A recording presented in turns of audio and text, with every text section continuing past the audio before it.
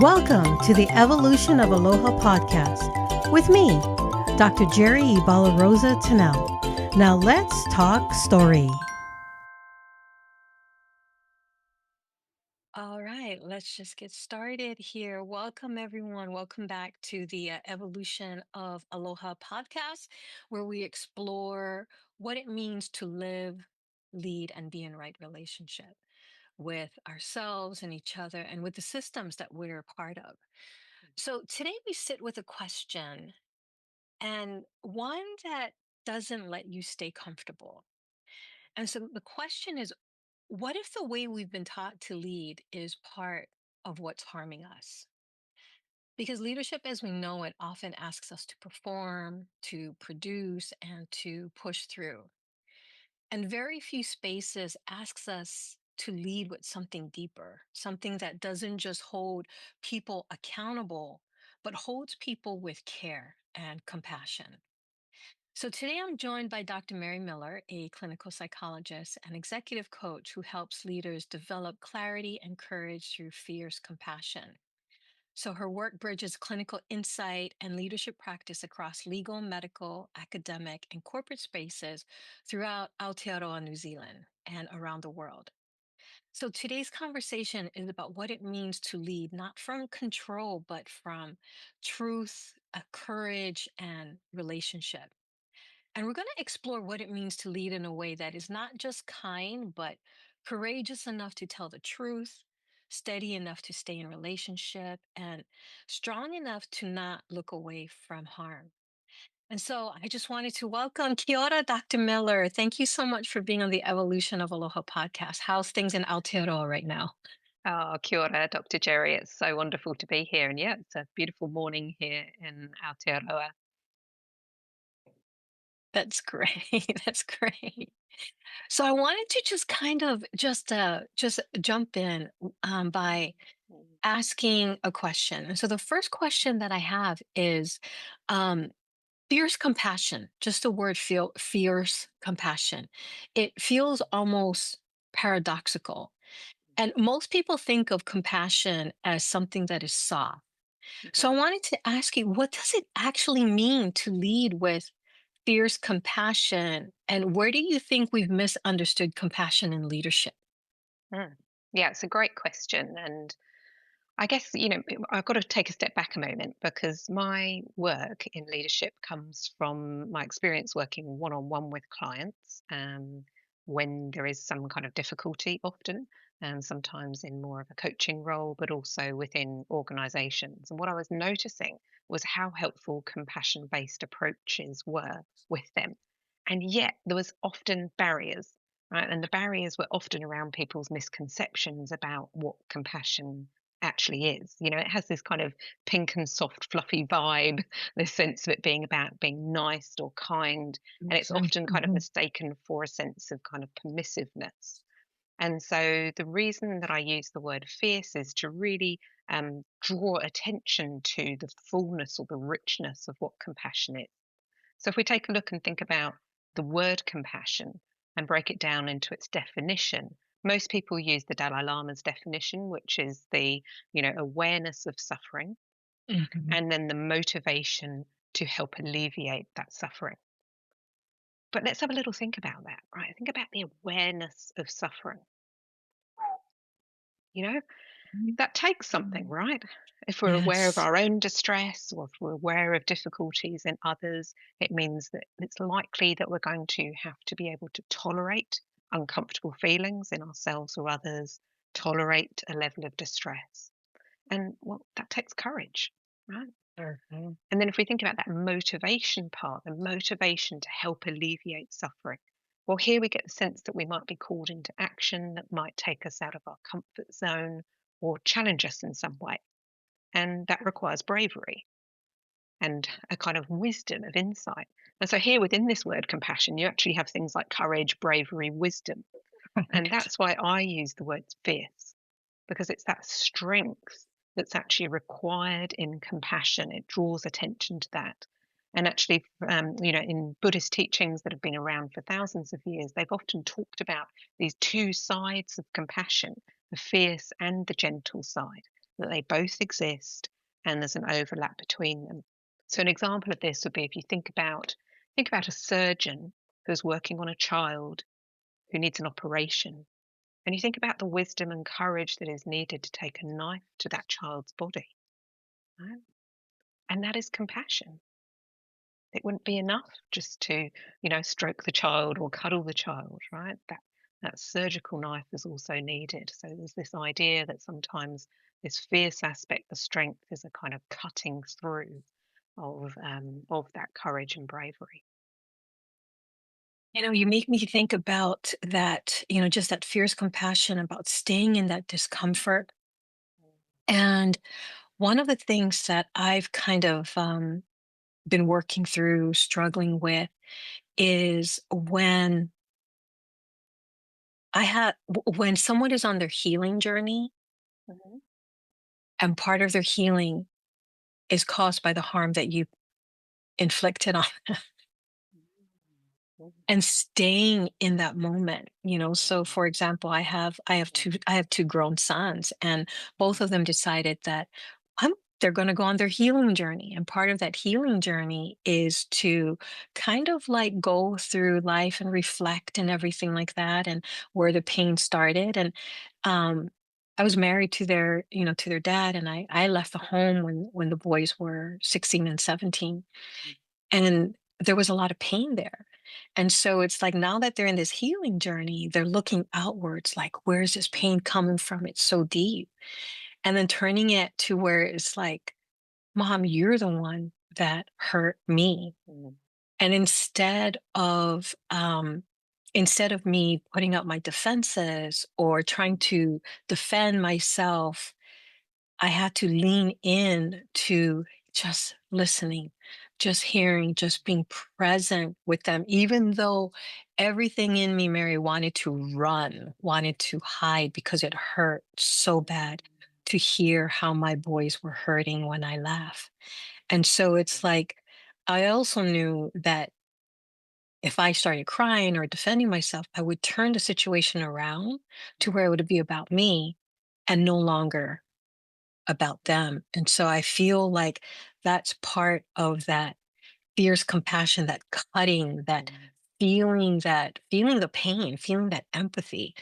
Mhm. So, Mhm. ooh, Yeah, oof, it's a really powerful example. Thank you for sharing about it because I think it really speaks to a key component in this work about the relationship between self yes. and other. That this isn't just self compassion and it isn't just about compassion for others, but it's like, how do we hold that complexity? Right? How do we hold the complexity of the other's experience and allow space for that? And our own experience in there, because I'm sure that for you as well, that took a lot of holding your own compassion for, Hmm. I'm sure, the different reasons that, were existing for you at that time in their lives. And so I think that this work is about how to hold space for multiple perspectives. It's about Hmm. embracing the complexity and allowing space for it rather than a kind of reductive trying to get to the answer or being right or and it's hard, right? It's hard to hold the bandwidth. And so I think that that's why this process is about what are the skills that we need to develop to be able to hold that space. So it's not about an answer, but it's Exactly. about a process. How do we navigate that? And also this sense of our own humanity and others' humanity, right? That we make mistakes, that Hmm. we, even with our very best intentions, cause hurt to others and get hurt by others. And that's part of the Exactly. richness of our humanity, right? We can't avoid all risk, we can't avoid all hurt, but we can have an orientation towards helpfulness. And I think that is why, if we anchor things in a compassionate approach, the orientation there is towards being helpful, which is a little bit different to, say, if we were being kind or nice, right? These Hmm. are, sometimes wonderful kind of skills and attributes, right? But they don't tell us in service of what, right? Kind or nice sometimes might be us showing up to people please or as a defensive strategy, right? And in the long term, those may not reduce suffering. They may actually increase the suffering or harm, which I think goes towards some of what you were sharing there. Exactly. It's about presence, right? It's about I think that's what it is about being there, like fully there. And as I'm hearing you, Mm. I'm noticing how much of leadership has been shaped by performance over Mhm. presence. Yeah. And so the second question I have for you is Mm. many leadership models reward control, so Mm. performance and certainty. So where does fierce compassion disrupt those Mhm. models? And why is that disruption necessary right now? Yeah, yeah, great question again. And I think there's several components to this. I love that pick up of the sense of presence, right? Again, we go back to the definition, the awareness of suffering. Well, to be aware, we have to be present, right? Yes. And how many of Yes. us are on autopilot, right? So much of the Yes. day, right? We're busy, we're rushing, and that takes us away from being able to connect with ourselves and with others. And in that, we lose a lot of information, right? So Mhm. this top-down kind of hierarchical, kind of patriarchal model of performance and pressure and control, sure, there may be times in life where that is helpful. And it might be helpful in a kind of sprint situation where we need to meet a deadline or get something done. But actually, it misses out all the other ways of being a leader. Right? And, my sense is that this model of control and performance is also from the past, and it doesn't speak to our future. That in fact the world around us is getting more unpredictable, right? There's more uncertainty, there's more complexity. And the irony is that the more we try and control that environment, actually the more it causes stress and harm in other ways. And so I would position fierce compassion as a model that helps us navigate the future rather than leaning into those past ways of being in the world. And even if you go back to, say, Darwin's work on evolution, that's most often quoted as the survival of the fittest, he actually spent a lot of time writing about cooperation between species and the importance of of the collective and how successful that could make species as well. But that work didn't get so much attention. So this idea that we only have kind of control and hold strategies is not actually an accurate reflection of what the research shows us. That care and share strategies also can be really helpful, really successful. But you also mentioned this point there about linking it to productivity, and this comes up a lot in leadership. And if it's okay, I'm going to take a few minutes to Mhm. jump in Absolutely. behind into some of the neuropsychology around compassion. Right? So, again, if we drop back into more of an evolutionary perspective, if we look under the lid, I call it, about, what are the systems in our body that are used in emotional regulation? Excuse me. And so most of us have heard of the threat system. This is the one that gets all the Mhm. attention, fight, flight, freeze response, right? And so this system, easily activated in our modern day world, can lead to either, strong reactions and irritability, aggression, but also passivity in the freeze response or the wanting to withdraw and run away. Yeah. But in balance, that system is actually about protection. And we also need that system, right? It's about boundaries, it's about saying no, it's about maybe having that inner calling of, wow, there's a conversation that needs to happen here. Right?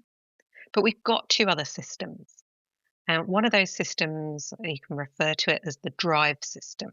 And so this is our motivational system. So again, if we go back to when we were living in caves in the savannah, this was the bit that made us get up out of our nice, comfortable cave and go looking for food or a partner or whatever other resources we need. Now it's a little bit more complicated because it's the, latest iPad or a bigger house or more likes on social media, right? But again, this is a useful mechanism in our world, otherwise, in our inner life. Otherwise, we'd all be on the sofa watching Netflix all day, right? And eventually we'd find a sense of apathy.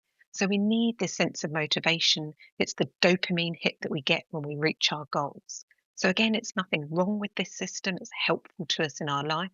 But when it comes out of balance, when we're in an overdrive situation, that's overwork, over focus on performance, over perfectionism, right? This sense of addictions would sit in this area as well, right? And these are the kind of things that lead to burnout. So, a lot of the time when I'm hearing people talk about productivity, what they're talking about is accessing that drive system to achieve. Right?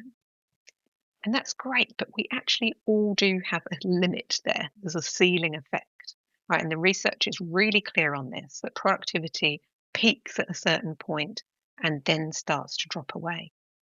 But the problem with this system is, and I'm sure that you can relate to this. I know that ideas, we set ourselves this like lofty goal, we start to move towards it, and then our threat system gets activated. Oh Yes. gosh, I don't know if I can do it. What have I done? No one's going to like this, or, whatever the criticisms are of ourselves, I might fail in some way or let people down. And so threat and drive are very good at activating each other. And so we can get stuck in this threat drive loop. And the irony is that reaching for more and more productivity sometimes makes us less and less productive. Mm. So, this is what I see a lot in the people that I work with who are in a kind of burnout or high stress environment, those leadership positions where, yes, there's a reality, a business kind of, need to be productive. And yet, when that's the only approach, it can often have um, detrimental effects, not just for ourselves, but also from others. But we've got a Mhm. third system, right? And this system is called our soothe system. And again, if we go back to evolution, think about when we were living in caves and we started walking upright and we had babies that needed care for prolonged periods of time, we had to form these small family and tribal units. We had to find a way to be able to give care and to receive care from others. Right? And so this system is all about kind of connection, about warmth, that feeling of safety and contentment. It's also a very important system because this is the system that also brings us that wisdom from the group, that ability to self-regulate and to regulate others. But this one doesn't get very much attention, right, in modern day life. And so what we can often end up with is this imbalance, very, very active threat and drive system and a kind of underdeveloped soothe system. And in fact, when we talk about those kind of resistances to compassion, often it shows up here. The idea that going into that soothe state, compassion activates the soothe state, that maybe we'd be being lazy or self-indulgent, or it would mean we never achieved anything in our lives, right? But actually, when we activate the soothe system, we down regulate the threat and drive response. And it brings those three systems more into balance. And that's not a like static, fixed kind of exact balance, but more into balance. It's a dynamic system. And when they're more in balance, well, then we can, activate and access the full state of our capabilities, the capabilities around protection, motivation, and connection working in combination. And so the irony is often when we go into a compassionate approach, when we activate that soothe system, we can actually get a boost in productivity or a realignment of productivity. So we're not just being productive for things that leave us feeling empty or where we're just then setting another goal, but that sense of greater purpose, of meaning, of connecting with the things that really matter to us. Makes so much sense. And I mean, it makes sense to me. It makes it makes And I so know much it's a sense long to me. answer, but it's hard to answer these things sometimes without going Oh, into absolutely. some of the things that sit behind it, right? Right. Yeah, Right. Because we're so complex. Human yeah. beings are so Mm, complex and it's so layered. There's so many different layers. And mm, sometimes, like you were saying, we can get kind of like stuck in one mm, place and the next. mhm, And, it's like when we are regulated, we're able to think clearer, we're able to yeah, communicate better, we're yeah, able to actually come together and collaborate. We're cohesive mm, when we are in regulation. yeah, And, it's like it feels like with, all of these other um things that's happening around us that is just activating our somatic response, right? We have the war, we have mm, politics, we have social media, we have our work, we have deadlines, we have all of these that leaves us dysregulated. yeah. That when we come together, it's like, let's get this done. Let's not Mm, talk. mm, And you're right. There's less productivity, there's Yeah. burnout. People don't want to be in a place where they're constantly feeling Mm, this sense of harm. mm, And it's like we have to pause and ask ourselves, let's look at our society here in the United States, right? We have mm, high blood pressure, we have diabetes, we have, overweight and heart problems and all of these things that is continuously dysregulated. mm, And one of the things that I feel that can put us back into regulation is breath.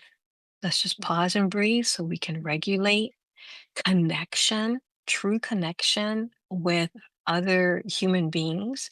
It sounds so simple, yet it's so complicated mm, because I feel like this kind of change, it's got to start with us. And, it's like one of my favorite quotes is from Jiddu Krishnamurti, where he says that the only hope for humankind is in a transformation of the individual, mm, which means that we need to be able to regulate ourselves. And, mm. in that place of regulation, how do we extend that, Yeah. among, to other people. Mhm, So yeah, this is such critical work. mm, And so, mm, what was a moment in your own journey where you realized compassion alone wasn't enough and mm. that it needed to become fierce? Yeah, I think I'm noticing, sorry, my brain is slightly distracted by what you were just saying. Before we come to that, I just want to just say, yeah, This that is sense yeah. of, okay, my brain's gone somewhere else. I'll come back, I promise.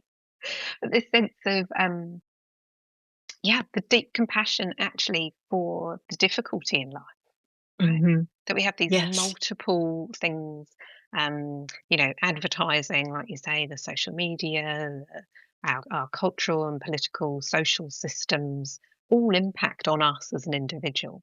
Right? Yes. And so Yes. again, I think this speaks to this complexity of, yes, the individual, others, and actually the systems that we operate in as well altogether, right? So it's not our fault. We evolved to have these particular systems in our being and as a human, and that sometimes we have urges and thoughts and take actions that are not always as we would wish them to be. We can have Right. uncomfortable thoughts or difficult feelings, and that our brain is a bit tricky as well, right? That it has biases, it jumps to conclusions, it has a Yes. tendency to be reactive, and so a whole lot of compassion actually for ourselves in these challenging systems that we all have to kind of navigate. And one of the interesting things is that when researchers started to look at, okay, so how do we get into that individual state, like you were saying, Hmm. to generate the self-compassion. Stanford did this piece of amazing research where they brought in some of the Buddhist monks that were working with the Dalai Lama, and they started trying to teach self-compassion to Westerners. And what they found is that Westerners found that really, really hard. And the Buddhist monks were like, "This is very interesting. This is a group that are known to be individualistic. Why is this so hard to do?" But what they realized was that actually it was easier to start developing compassion for others, that people generally found that easier to do. And then, like a mirror, to learn how to reflect that back into the self. Right? Oh. Really interesting, right? So I think it just speaks to this connection between self and other. Because if you go into an MRI scanner, the bit of the brain that lights up when we give compassion to others, it's the same area that lights up when we give compassion to ourselves. But often we're socialized out of it. And so, yes, I agree that actually who we are being in the world, the work on ourselves is really important. And I think there's still this link with how do we access that? Because I Mhm. know, I'm not sure for yourself, but I know that for myself, that it was much harder to access self compassion than it was for others. So I am coming back to your question, I promise. But I guess this is the fierceness that actually it can take courage to give ourselves compassion. And so Right. for me, when I look back, my work and the work around the book that I've written recently, I interviewed leaders about their experiences with compassion. And as I did that, it made me reflect on my own journey with compassion. So when I think back to this like origin of the fierceness, that, it did go back to my early 20s, and I have to give a bit of a trigger warning here around bereavement and loss. So if that's painful for your listeners at the moment, maybe just skip this little session. Um, so my early 20s, I was involved in a car accident. I had a trauma and a bereavement. And so my husband, my first husband, was killed in that accident. And I found myself widowed at 21 years old. And it was not how I expected my story in life to begin. And I was left with depression and post-traumatic stress disorder and grief. And back then, my coping mechanisms looked like vodka and cigarettes. Right? That was what I had in my toolbox. And I have a lot of compassion for that younger version of myself, because I was just doing the best that I could to manage at that time. But one of the things that really did help at that time was something that my father-in-law had used to say. Now, he was in his 80s when I first met him, and he'd been a soldier during the Second World War in Burma. And he used to talk about when things were hard, he used to say, "What good can come from this?" And for me, after my first husband's death, that became something to hold on to. Okay, what good can come from this experience? And so, as well as a lot of challenges, it also gave me capacities, capacity to hold empathy for others who are also suffering. And eventually that led me to a career as a clinical psychologist. And along the way, I learned some skills. So you'll be relieved to know I don't recommend vodka and cigarettes to my clients. Right? But also, it was my own journey then of finding that self compassion for myself, being able to turn that around, to be able to experience the self compassion. And to begin with, in my work, I had done quite a lot of work on reducing the self criticism, which was really helpful. But it took me quite a long time to realize that actually, when the self criticism turned down, that there was just a kind of absence, a kind of gap, because what I didn't have access to at that point was an inner self compassionate dialogue. And that took a lot more effort and intentionality to develop. And I would say that was my first experiences with finding that fierceness, the strength, the persistence to keep showing up for others, but also for myself. That's so beautiful. And I'm so sorry that you had to go through that. Mm, You know, I just keep thinking about bereavement is so hard. mm, When my dad passed away, my dad passed away at 50, he was mm, 55. mm, And for some reason, I'll be 60 in June. mm, But when I turned 55, there was like something strange happened to me where I started to look at life differently. mm, I think it was at 55 I started to learn on how to have compassion for myself, mm, because I was constantly um looking back as a teenager when, I left home, I left Hawaii, and I was one of the kids out of six. I was the one that was the black sheep of the family, and I caused a lot of ruckus. And I did a lot of things. And I had, I had my boys when I was like 18 and 19 years old. So I had all of these things where mm, society used to tell me that I would resort to mm, nothing. I would hear things like, oh, it's like, Jerry's the black sheep of the family, and she's always getting into trouble, and she's this and she's that. But these narratives that you constantly hear becomes the radio that plays in your mm. head. That's right. That when I would start to, pause or look at, I think I want to go back to school. I think I want to do this, it's Mm, like mm, there was that syndrome where I just didn't think that I was good enough. I didn't think I was good enough. It's like, no, I can't do that. I can't be this. Even today, sometimes I still struggle with that imposter mm, syndrome. It's like talking about, being a CEO is like, what does that mean? I have like, it's just myself and my husband in this consulting company. What does that mean? This title seems so big. I need to change it. I'm not a CEO, right? And so always downplaying it, downplaying it.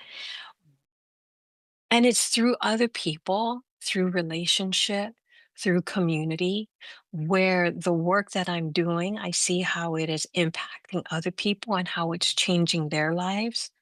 So when it's like I have, when my students come to me and they talk about aloha and how aloha is not something that you just give to others, it's what you give to yourself. You can't give from an empty cup, meaning that you always have to aloha yourself before you can share that aloha with others. And I think it's the same way for compassion, is having that compassion. And also you spoke about that strength and that courage, that bravery to sit with your own mirror and be like, hmm, what kind of ancestor do I want to be? What's my impact on the world? What is my grandchildren going to say? But I always have that in the back of my head, is what kind of ancestor am I going to be? And so yeah, I think for a lot of us, this kind of compassion, I don't think there's a timeline on when it happens, but something happens in your life where it's like shifts everything. Yeah, it's a beautiful point, right? Because we go through these different kind of layers in our life, these ages and stages. Life happens around Yes. us. Sometimes there are things, experiences, or situations that we don't want, or we don't ask for, that happen to us. Or, like you say, we reach milestones. There's a resonance of the people that we've lost, or the people that we are becoming in that season in our life, that make us change and reflect. And actually, this can be a helpful way to begin to access compassion when it's too kind of tricky to do it in a direct sense. Sometimes we can use this perspective shifting, right? What would our future self or our past self kind of, hope for us in this moment? That sense of being able to connect into something kind of bigger and wiser than us as an individual at that moment, right? Or the classic, right? How much easier is it to think of something compassionate we could say to a friend in the same situation, right? But actually, we don't have to believe those things to begin with. We can almost, like an actor, kind of put them on, right? Try them Mm. out. Imagine as if we were that person. And sometimes those can be ways to start exploring this connection. Sometimes I think about it like a path that we're walking. And to begin with, it might be hard because things are overgrown, and we might even have to have a machete out to cut the pathway down, right? But the more that we walk that pathway, the easier and more connected and accessible it becomes. Exactly, exactly. And you were talking also about earlier, just on how our brains and everything, we could have like these biases and all of these other, Mm, even towards ourselves. mhm, And as we go, as we're going through these layers and we're trying to understand the world, we're trying to understand others, we also have to be able to release some of that judgment. We've got to be mm, present. We've got to be in the moment. mm, I just want to pause for a minute. I just mm. have to say that I love the way that the sun is shining on your face right now. Yeah, I was thinking it was like, it's such a beautiful morning here, but I'm getting slightly dazzled by the sun. So if I'm kind of squinting through at you, it's just because of the beauty of the morning. Yeah, I'm kind of illuminated. You are, you are.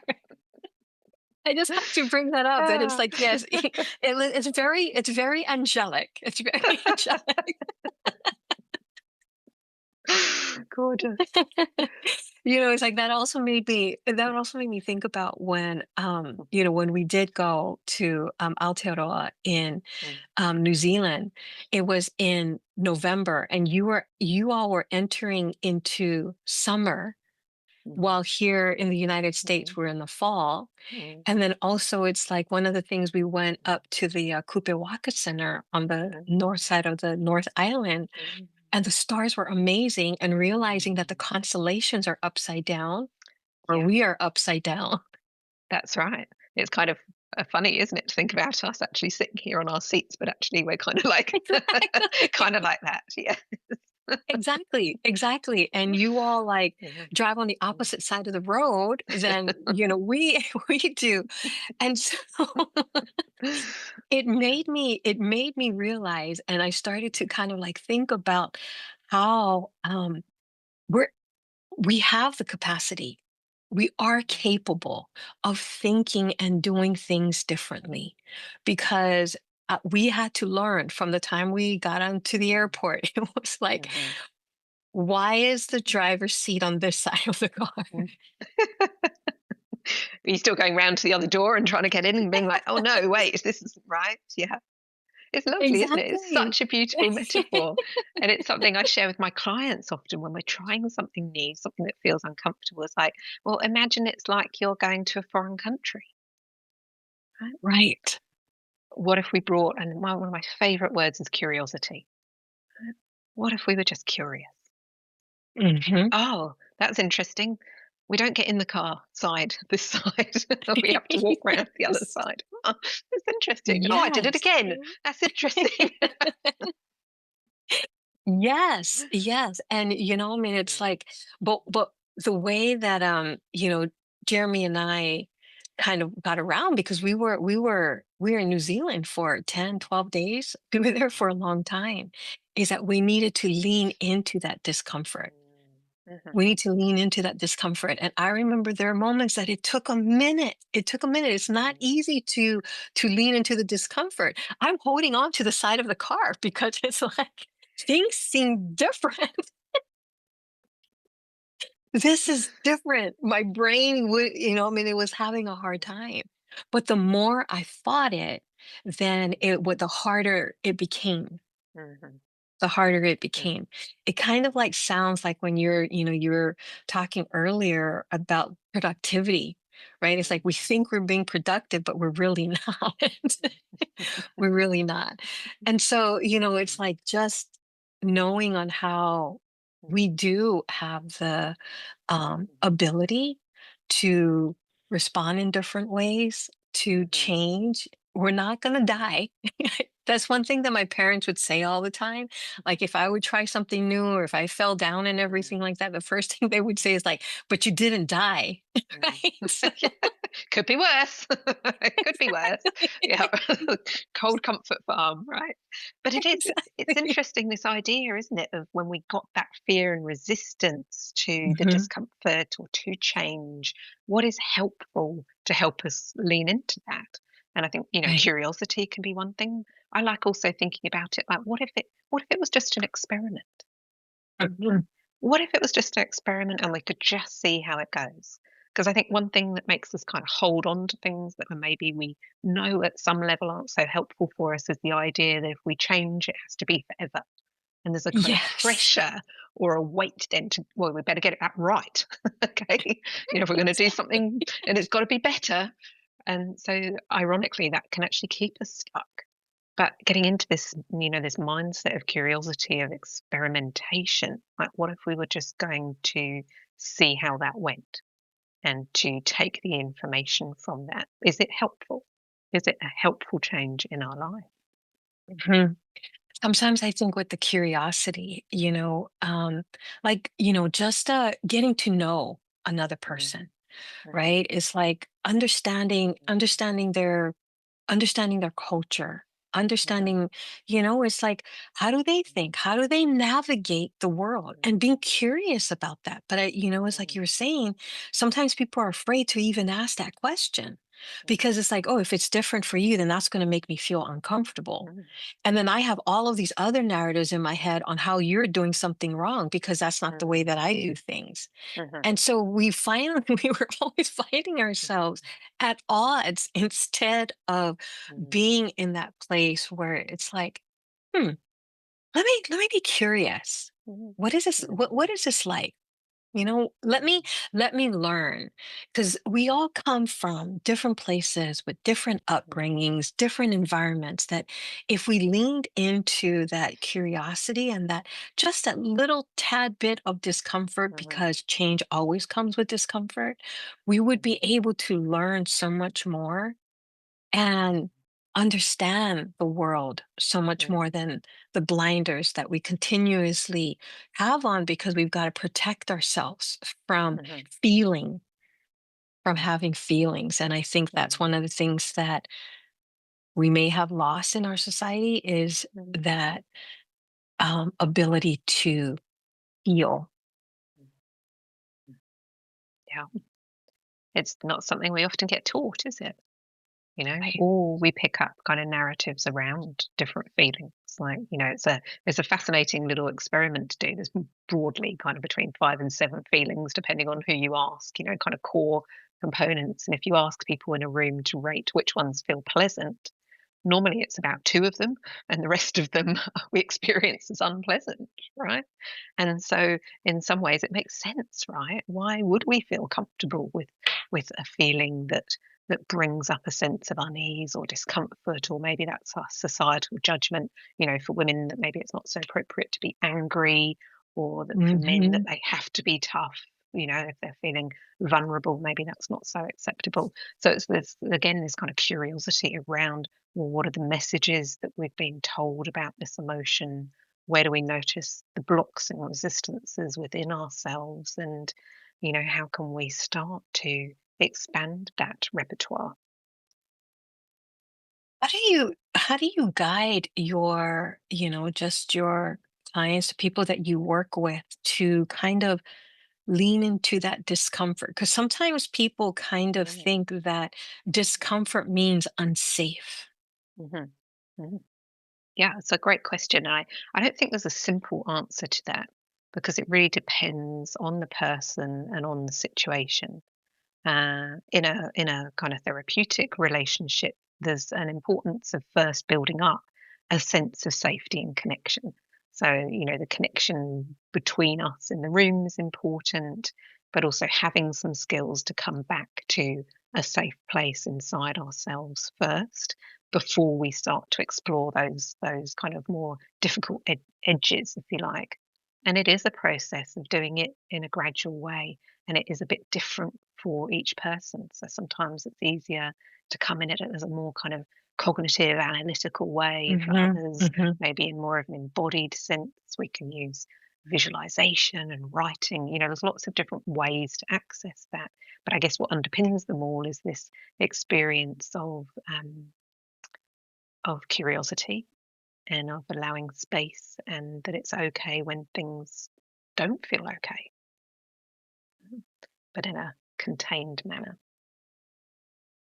Yeah, yeah. I keep thinking back to those moments of discomfort, that moments Mm, where I just want to run and hide, and let me mm, just stop feeling what I'm feeling, mhm, because it's mhm. uncomfortable and I don't like it. It hurts, right? It's like Yeah. I just want to I just want to run Yeah. from that. And I mean, it's like I've also learned that it's okay. It's okay to leave the situation and come back, Mhm, because I'm the kind of person that has to process. And sometimes my process mm, takes a long time. mm, And it's also that discomfort. It's like mm. if someone is waiting for me to process things through and they're a fast processor, Yeah. Come on, Jerry. Yeah, there's nothing I'm more here. relaxing than than having to be ready on someone else's cue. Yeah, and that's why it's complicated, right? But if you think about that threat Yes. response, right? What I'm hearing Yes. there is the threat response gets triggered, right? Hmm. And in that state, we're going to be more reactive, right? We're going to be Right. more impulsive, and whether that's to kind of withdraw or to kind of engage or to get into some kind of fawning, kind of people pleasing behavior. And so sometimes, Yes. the first part I think is around this, you mentioned it earlier, the sense of presence and noticing. Hmm. So within the fierce compassion model, I use a a reflective process, a reflective learning cycle. And it starts off with notice. So, first of all, we just got to notice that response. That's the observer, our awareness, and it's about slowing things down, right? Because what does the threat system say? Kind of like it's an emergency, it has to happen now, right? Yes, And sometimes yes. we'll pull in the drive system. I mean, how many of us grew up with the if there's a problem, just try harder, Mhm, just fix it, mhm. right? Yeah, And both of yeah. these want kind of quick action. But actually, in the reflective learning cycle, we go to notice first, noticing ourselves, our reactions, giving it some space, being curious, and maybe noticing what's happening for others as well. And then the second stage is stepping into empathy, right? Generating that sense of warmth and safety, like consciously activating that soothe state. So we might have to come back to ourselves or back to nature or to a trusted friend relationship to get that state of warmth and care and connection. And then we're ready to start exploring what wise action might look like. This component part of, the motivation to alleviate the suffering, the wise action. But sometimes the wisest action is conscious non-action, right? Oh, yeah, Yes, I'm not ready yet. I need a little bit more of that food, thank you. And that's going to take me a bit more time. And so, exactly. that's why, I think similarly with your work, that this work is not an answer for those Right, situations. It's not what to do, but it's a right. process. It's what can we lean Yes. into? How can we look at this? How can we look at this in a way that is respectful to ourselves and to others and gives us a different set of skills we can explore, that we can lean into? Mm, This everything that you just shared is and this is where I find the parallel between our heart work, the things that mm, both you and I are doing, is the guiding principles of aloha, aloha. So, mm, asking questions, right? Being curious and listening as well too. mm, Is that if you're going to be asking questions, not just of others but yourself, to be able to listen to the pauses, listening to that narrative is like wondering, asking yourself again, where is this narrative coming from? What's the root of it all? And then observing your body, observing the energy of the person that you're in relationship with, observing all of the things, all of the senses that's happening, right? It's like just being able to observe and be present so you can come back to the heart. H is the heart. And that's where compassion and love and empathy resides for me. And then when you're in that space, then you're able to adapt to a new way of thinking, a new way of being, on how to adapt in the presence of conflict and chaos, because that's what we need to do, is constantly adapt. And so, yeah, these parallels between, you know fierce compassion and aloha and leadership, it's amazing, and it's an honor to actually be able to have someone from Aotearoa having this work, and I'm on this side, and we're bridging it, right? Just bringing it across the world. mhm. Yeah, and I mean, that is the heart of the work, right? I mean, that's how I see the heart Yes, of my work, is that it's about finding connection. It's about finding yes. those connections. And I think at this time, I know that you've touched on the sense of the difficulties in the world, the uncertainty, the volatility, Mhm. but actually we need this more than ever before. And so it's easy to Yes, focus on our differences. If you jump on social media, the algorithms are primed to highlight differences and discord. And yes, actually, when we're in the room, it's amazing how much more we have in common than we have yes. is different. And so I think compassion, aloha, is a way back to finding the connection, finding that warmth. And for me, it's about a very compassionate hopefulness as well, Yes. that actually change is possible. There's been challenges in the past that have, been, things that seemed insurmountable that were overcome. And that it's easy to forget that actually, especially collectively, we're powerful, right? There's a power in this approach. Absolutely, absolutely. One of our Puna's Auntie Palahipaki, she left the words of wisdom, and she mm, says that when the world seeks peace, they'll look to Hawaii because Hawaii has that key, and that key is aloha. mm, And and I feel that all of this work that we're mm, doing it's a powerful thing. I mm, feel that this is the way. The old way has not mm, worked. We've been divided. We've been and sometimes deliberately, right? It's like the whole algorithm is going to mirror hate to you. mm, mm, And I think it's important for us to continue to reflect aloha anyways, no matter no matter what the algorithm is going to mirror out to us. mm, And mm, it's going to take that fierce compassion. It's going to take that aloha to be able to sit in that mm, discomfort, navigate it, mm. And to navigate it, yeah. navigate it. Originally, I am from Scotland in the UK, and I grew up in the south of England. And when I moved to Aotearoa, New Zealand in 2003, I was really touched here by the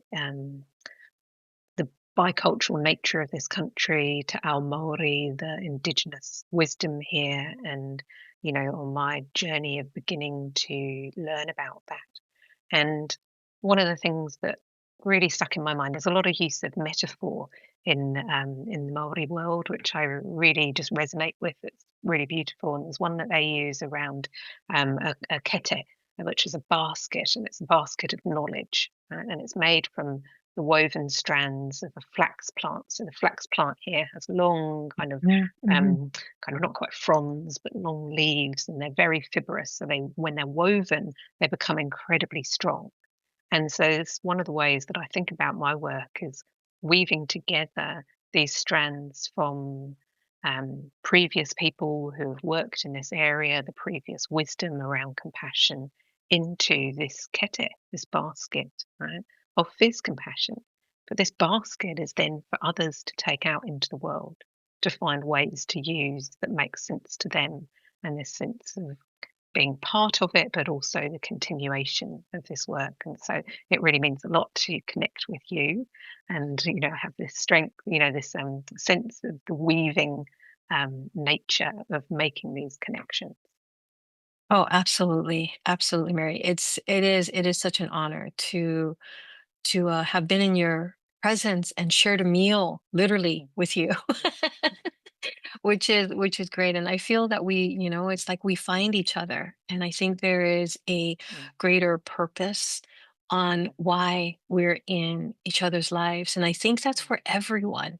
I think that's for everyone, is that we have a bigger purpose here. And mm. when we're able to see that, we can really change the world, but it begins with Yeah. all of us. And so, Mm, yes, I wanted to thank you mm. so much for being on the Evolution of Aloha podcast. Can you believe that an hour already went by? Oh, it was so easy talking about this, right? We could just natter away into the night, I'm sure.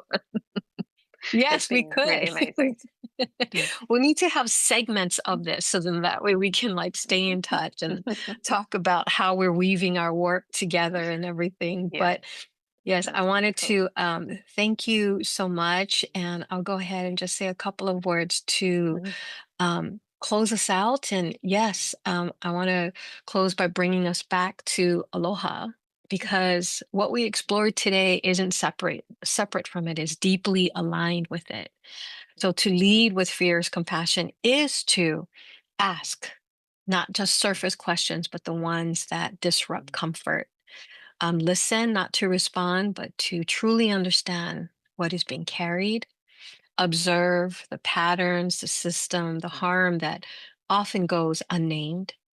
Stay heart focused, to stay grounded, even when it would be easier to mm, disconnect and adapt, not by reacting, but by responding with intention and care. And this is not easy work. It does ask a lot from us, but it also returns something deeper: relationship, trust, and the possibility of becoming the kind of ancestors that people don't have to recover from, but they can become.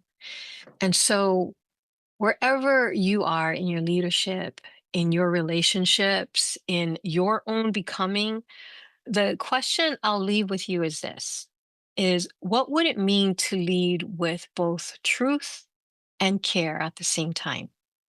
And in doing so, become the kind of ancestor whose presence still guides, still heals long after you've left the room. So the work doesn't end when the episode does. It begins with what you carry forward. And so this is the Evolution of Aloha podcast, a plotline production, where these conversations are not just meant to be heard, but lived. So if something in you kind of stirred during this dialogue, if it challenges you, grounded you, or cracked something open, then join us in a deeper work by heading over to the Patreon page where you can find the full unedited version of this conversation. So you can join us at patreon.com/evolution of aloha. And if you believe in what we're building in conversation that just don't inform but transform, we invite you to become a supporter so your present doesn't just fund content, it actually helps carry a living practice of aloha into the world. So until we meet again, please take care of yourselves, take care of each other, and ask yourself the quiet and answer honestly: what kind of ancestor do you want to be? So, aloha, everyone, and mahalo for joining us on the Evolution of Aloha podcast. Mary, thank you so much for joining us. Kia ora. Thank you so much, Jerry.